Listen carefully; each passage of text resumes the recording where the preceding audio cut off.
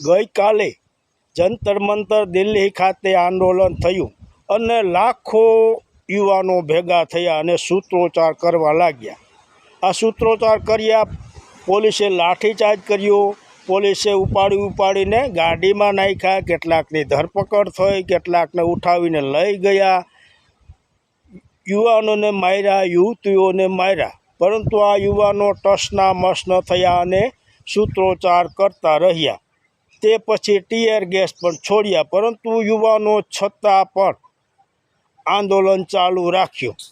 આ યુવાનોને ધન્યવાદ દેવા ઘટે, પરંતુ સંસદ ચાલુ હતું, સંસદનું સત્ર ચાલુ હતું।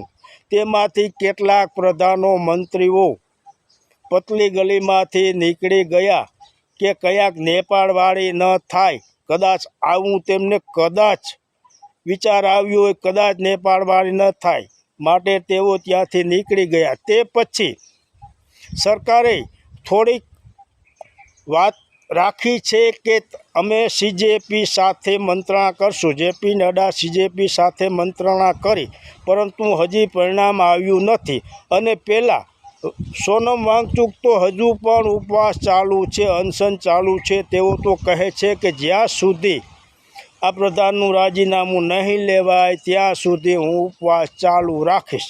આ સોનમ વાંગચુકને ધન્યવાદ દેવા ઘટે કે તે આપણા યુવાનો માટે અનશન કરી રહ્યા છે, પોતાના જીવની ચિંતા કર્યા પણ અનશન કરી રહ્યા છે, અને તેમના પત્ની પણ આ આંદોલનમાં જોડાયા હતા। માટે યુવાનો હજી થાક્યા નથી, હજી જંતર મંતર ખાતે આંદોલન ચાલુ જ છે। ત્યાંનું સ્ટેજ કદાચ ખસેડી લીધું, પરંતુ યુવાનો ત્યાંથી જતા નથી, માટે આ આંદોલન સફળ રહ્યું ગણાય। જય માતાજી।